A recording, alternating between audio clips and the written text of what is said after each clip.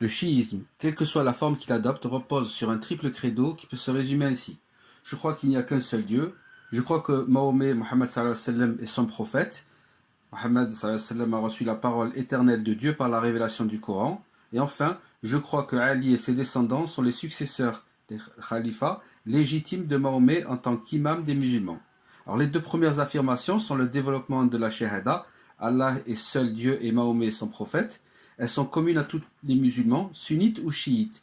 La troisième est propre au chiisme et son interprétation a donné lieu à trois sectes, celle des zaïdites, des imamites ou chiites duodécimains et des ismaéliens. Les zaïdistes sont les partisans de Zaïd bin Ali, petit-fils d'Al-Hussein, qui fut le premier en 740 à organiser une révolte armée contre le pouvoir omeyyade dans le but de s'emparer du khalifa. L'insurrection eut lieu à Koufa, elle fut réprimée par le gouverneur omeyyade local et les conjurés, réunis dans la mosquée, furent à peu près tous massacrés, y compris Zaïd, dont le nom allonge la liste des martyrs chiites. Ils considèrent que la révélation a fixé les fonctions de l'imam, chef de la communauté musulmane. La doctrine de Ja'far, appelée imamisme, selon laquelle l'imam est l'égal du prophète, au sens de Rasul, le prophète messager, ce qu'était Mohammed sallallahu alayhi wa sallam. La seule différence entre les deux guides, c'est le fait que le prophète transmet un ordre divin, le Coran, mais sur tous les autres plans, l'imam est également un saint, aussi divin que le prophète, et en particulier que le dernier d'entre eux, le prophète Mohammed sallallahu alayhi wa sallam. Autour de ce credo, de base, s'articule la théorie de l'imamette, qui s'est constituée progressivement au cours des siècles chez les chiites. L'imam est un homme parfait, l'imam est un chef religieux suprême. Les trois premiers califes ne sont pas reconnus en tant que tels. L'imam doit être désigné par Dieu, qui fait savoir son choix par le prophète ou par un autre imam. Il y a enfin 12 imams, le premier étant Ali et le 12e étant Mohammed el-Mahdi. Les 12 imams en question ont instruit directement leurs disciples.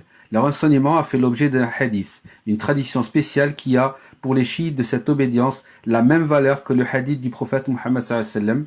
On possède aussi deux écrits attribués, l'un à Ali lui-même, le recueil de prières et de sermons que les chiites imamites vénèrent le plus après le Coran. L'autre, au quatrième imam, son petit-fils Zayn al-Abidin, est connu sous le titre de Psaume de la famille de Mohammed sallallahu alayhi wa sallam. Enfin, les Ismaéliens sont les membres d'une secte chiite qui regarde Ismaël, fils de Ja'far as-Siddiq, comme ayant été le dernier des imams parus sur la terre. On leur donne aussi le nom de Bathini, partisans du sens interne, parce qu'ils n'admettent que l'interprétation allégorique du Coran, dont le sens apparent n'a pour eux aucune valeur. Lors de la mort de Ja'far as-Siddiq en l'an 765 de notre ère, quelques chiites refusèrent d'admettre Moussa comme son successeur et attribuèrent la qualité d'imam à Ismaël que son père avait bien tout d'abord désigné, mais qu'il avait déposé ensuite et même fait périr parce qu'il s'était enivré.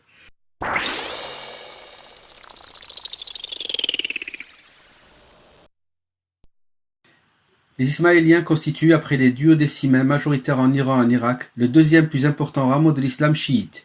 Ils sont présents dans 25 pays d'Asie, du Proche-Orient et d'Afrique.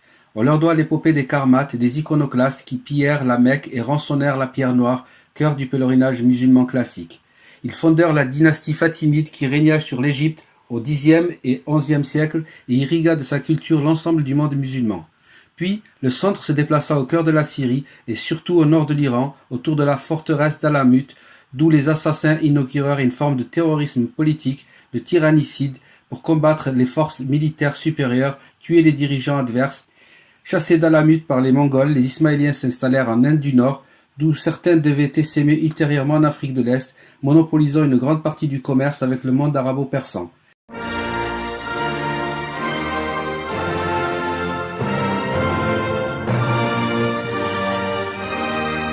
Ils aidèrent aussi les Anglais à instaurer leur mainmise sur le subcontinent indien, ce qui poussa sur le devant de la scène la dynastie des milliardaires Aga Khan. Quant à la pratique de la dissimulation, Taqiyya, pour survivre dans un monde hostile, adoptait en apparence la religion dominante tout en restant ismaélien. Si elle est restée constante jusqu'à nos jours, elle n'est qu'un des multiples aspects de la doctrine et de l'histoire ismaélienne. Les branches de l'ismaélisme sont le Nizari, Moustaliya, Karamita et Druze, ainsi que d'autres sectes ou résurgences. Les assassins forment une société rigoureusement hiérarchisée. À leur tête, le grand maître vénéré, et au bas de la pyramide de novices. Les adeptes sont classés selon leur niveau d'endoctrinement, selon leur capacité à tuer de sang-froid et selon leur aptitude à garder le secret. Stratégie de terreur. L'assassinat spectaculaire. Quelquefois, un novice est admis à voir le maître. Celui-ci lui demande alors s'il est prêt à recevoir le paradis. Le novice répond que oui. Il reçoit alors un poignard et le nom d'une cible à éliminer. La méthode exige que l'acte soit le plus spectaculaire possible. De préférence, un jour de marché, mais surtout le vendredi, juste après la prière collective, heure de grand rassemblement. Frapper des esprits, semer la terreur, traumatiser les assistants. Tels semblent être les objectifs du Sheikh el-Jebel, le vieux de la montagne. Une telle opération exige minutie et préparation. Parfois, cette dernière dure jusqu'à 2 ans. Les fidèles se déguisent en marchands, approchent l'entourage de leur future victime et gagnent sa confiance jusqu'à ce qu'il leur soit possible de passer à l'action. Les Templiers et le vieux de la montagne. La seule organisation efficace contre les assassins est celle des Templiers. En tant qu'entité éternelle, l'ordre du Temple ne peut être intimidé par la mort de l'un de ses membres. Les assassins avouent n'avoir jamais tué un maître parce qu'ils savent que quelqu'un prendra sa place immédiatement. Dans l'expression de leur haine des sunnites, les assassins se retrouvent parfois liés aux chrétiens et, même dans des circonstances éprouvantes, ils sont tolérés par les États croisés des Templiers. Les assassins et les chrétiens ont un ennemi commun et il est dans l'intérêt des deux camps de rester en paix.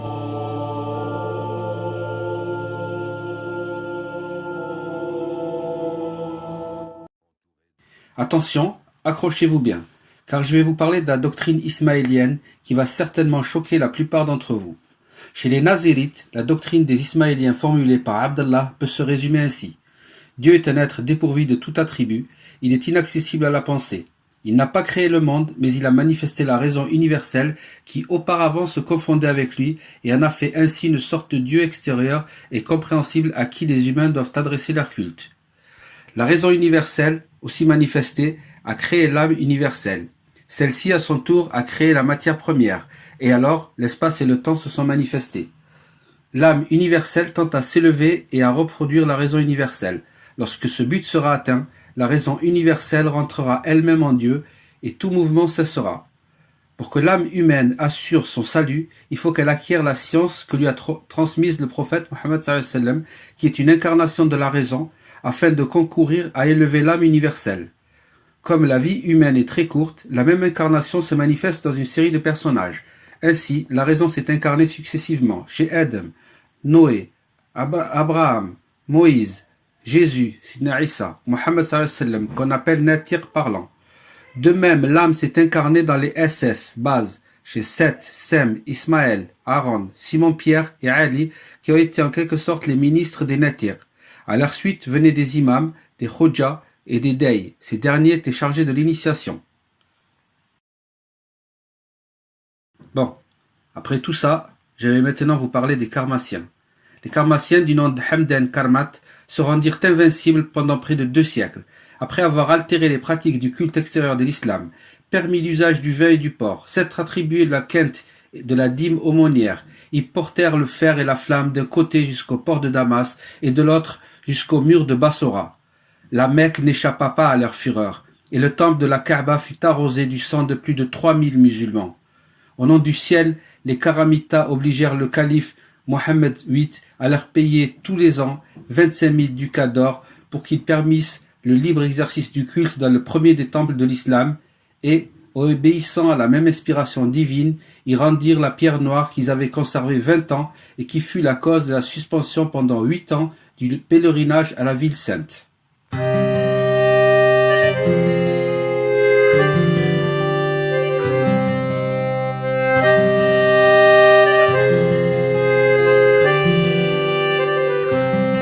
Selon Louis Gardet, historien spécialiste de l'islam, les Karamates professaient un communisme initiatique de source ismaélienne à revendication sociale.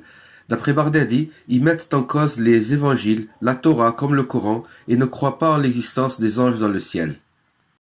Le grand universitaire islamologue français Louis Massignon affirme que l'origine du thème des 3 imposteurs, Moïse, Jésus, Mahomet, remonte à Abu Tahir Sulayman, 907-944, 3e dirigeant du royaume karmate de Bahreïn. Il aurait dit « En ce monde, 3 individus ont corrompu les hommes, un berger, un médecin et un chamelier. Et ce chamelier a été le pire escamoteur, le pire prestidigitateur des trois. Astaghfirullah.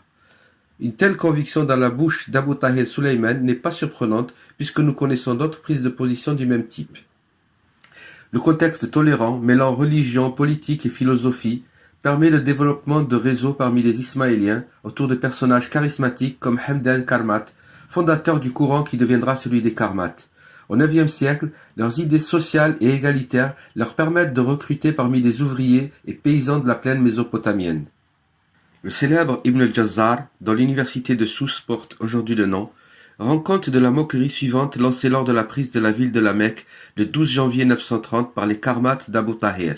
« Vous êtes des ânes, dit-il. Vous adorez des pierres, vous faites des processions autour d'elles, vous les embrassez, vous dansez en leur honneur.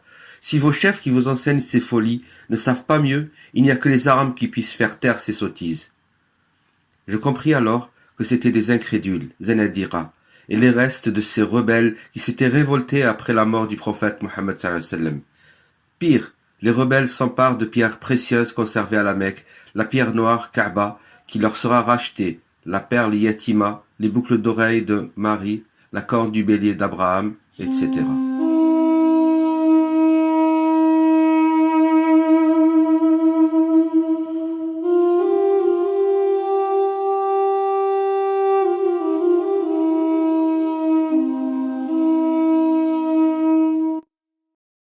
On continue avec les Druzes.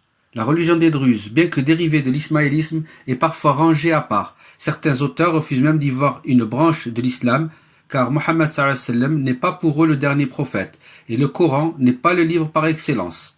Plutôt ésotérique, plus nourri encore que les autres branches de l'ismaélisme d'idées philosophiques remontant à l'Antiquité classique, la religion druze remonte au calife al-Hakam bi-Amrillah, qui vivait au commencement du XIe siècle et dans lequel les Druzes voient un dieu incarné.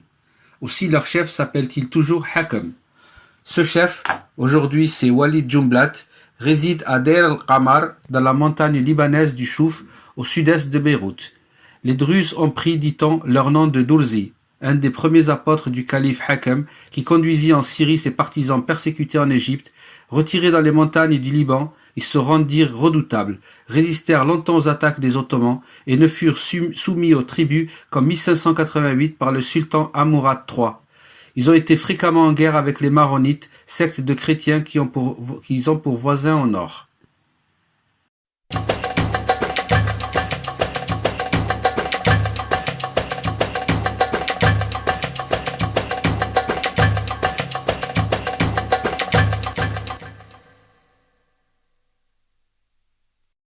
L'islam étant une religion sans clergé, et donc sans représentant officiel, il était inévitable qu'une multitude de visions de la religion émergerait, et ce, bien que la source première, le Coran, soit commune. En effet, Dieu a décrété dans la sourate 5, verset 3, qu'il a désormais parachevé la religion. Par contre, après la mort du prophète Mohammed sallallahu alayhi wa sallam, de nombreux groupes ont vu le jour, d'abord pour s'opposer au califat omeyyade, fondé par Muawiyya, et ensuite pour exposer un nouveau credo, Aqida. Ces credos diffèrent sur des aspects essentiels, le dirigeant de la Oumma, la nature du Coran, le statut du pécheur, ainsi que la prédestination. Se sont alors succédés les Alides, les proto-chiites, Kharijites, Adarites, dont font partie les Mutazilites, Jahmites, ainsi que les Murjites. Pour simplifier, le pouvoir omeyyade, et plus tard les Abbassides, va favoriser les Ahl al-Hadith, partisans du Hadith, ceux qui deviendront, de par l'expression d'Ahmed ibn Hanbal, Ahl al-Sunnah ou Ahl al-Jama'a, partisans de la tradition prophétique et du consensus des savants, soit les sunnites. Bien que minoritaires, les sunnites prendront petit à petit le pouvoir. La répression, la mihna, du calife abbasside et mutazilite al-Ma'moun de 813 à 833, ainsi que celle de ses deux successeurs, aura comme conséquence inattendue la prise de pouvoir définitive des partisans de la Sunna. Un tournant qui instituera désormais la règle. Chaque dynastie mettra en avant une doctrine donnée en rejetant et même en interdisant les concurrentes. Cette divergence d'opinion et l'ijtihad, fort effort d'interprétation, va peu à peu disparaître, et ce pendant le règne des dynasties turques, Seljoukides et Mamelouks.